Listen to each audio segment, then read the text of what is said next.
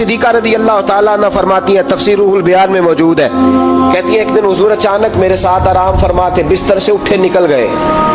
हमेशा नबी पाक अलैहिस्सलाम का तरीका मुबारका था, जब रात को तहज्जुद के लिए उठते तो कहते अबू बकर की बेटी हक तेरा है, वक़्त तेरा है, पर अगर तू इजाजत दे तो मैं अपने अल्लाह को राजी कर लूं।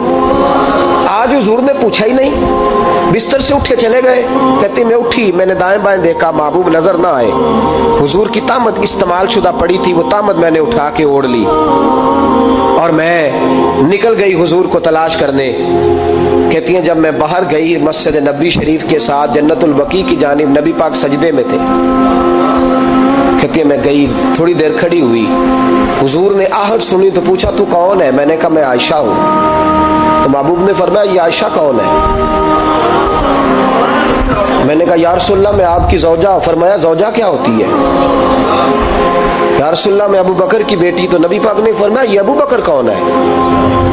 हजरत आयशा कहती है मेरा कलेजा फटने को आया, मैं वहां से परेशान हाल वापस आई।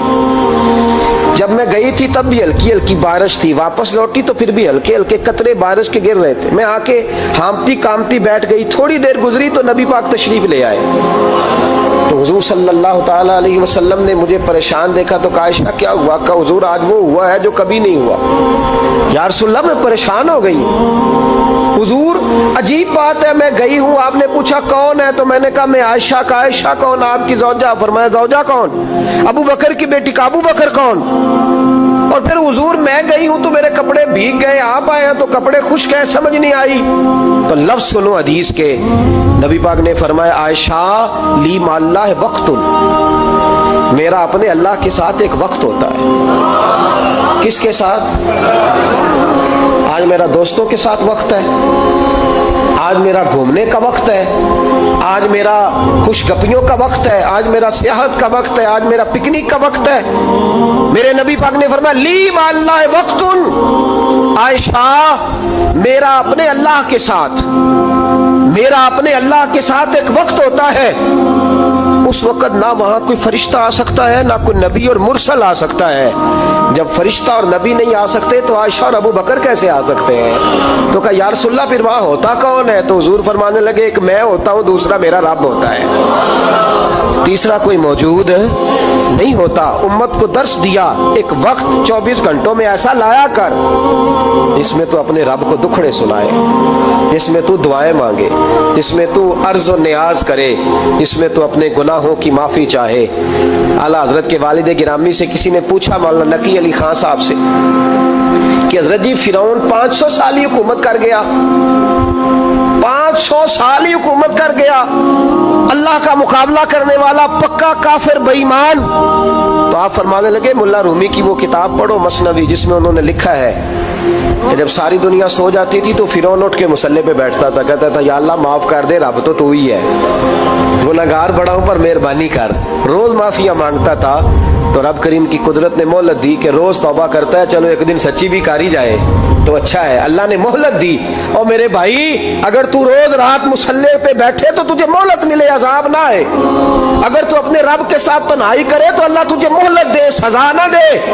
लेकिन हम ये वक्त निकालते ही नहीं, अल्लाह के साथ मैयत का हमारा मिजाज ही नहीं। तिरमिज़ी शरीफ में नबी पाक अलैहिस्सलाम ने फरमाया दुनियादारों को दुखड़े ना सुनाया कर, मालदारों के सामने रोने ना रोया कर, ये तुझे क्या दे सकते? तू उठ के जाएगा तो कहेंगे मेहनत करता नहीं, रोज मांगने आ जाता है।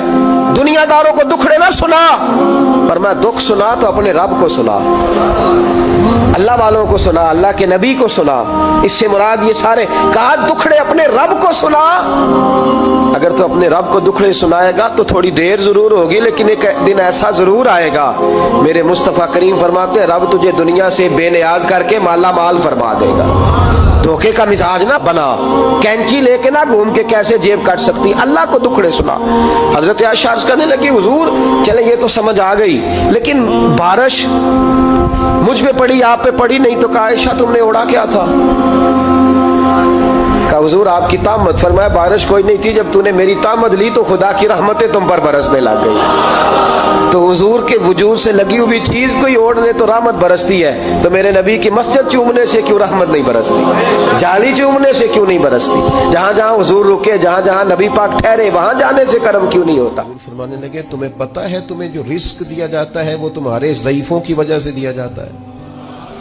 ये जो तुम्हारे घर में पैसे आते हैं, ये जो तुम पर फजल होता है, ये जो लोग तुम्हारा इकराम करते हैं, ये जो दुनिया तुम्हारे लिए उठ के खड़ी होती है, और ये जो लोग तुम्हें एजाज देते हैं, और ये जो तुम्हारी झोलियां भरी रहती हैं, हुजूर फरमाने लगे तुम्हारे ज़ईफों की वजह से रिस्क दिया जाता है। याद रखना, हर चीज के पीछे मेहनत नहीं होती, बहुत सारी चीजों के पीछे दुआ भी होती है। कभी माँ के हाथ उठे थे, उसने कहा था अल्लाह मेरे पुत्र में ना दई को सांभे आना जाए। कभी बाप ने कहा था कि इसने मेरी खिदमत की है, भूखा नहीं मरेगा कभी भी। वो कभी जो इल्तजा है, वो दुआ है, वो जो बरकत है तुम्हारे घर में, वो जो बूढ़ों के साथ तुम्हारा रवैया आला तरीन होना चाहिए, उस पर यार नए सिरे से गौर करने की जरूरत पड़ गई है।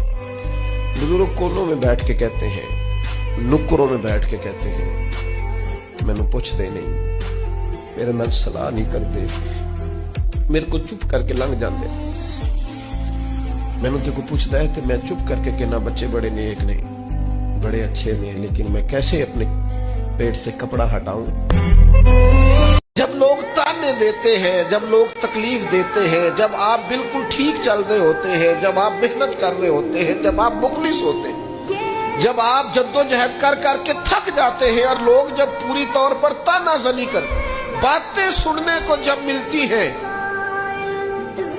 मैं ध्यानदारी से कहता हूं, जब लोग पूरी तरह दिल तोड़ दे, फिर कोई सजदे का मजा है, फिर कोई दुआ की लज्जत है, फिर कोई चस्का है उसकी बारगाह में हाजिरी का, फिर कोई तड़प पैदा होती है उस कैफियत में। वो जब लोग आपको पूरी तरह तकलीफ दे और सारे असबाब जाहिरी खत्म हो जाए, वो जो लज्जत है ना अल्लाह की बारगाह में जुड़ने की, वो तारीफ वालों को कई दफा नसीब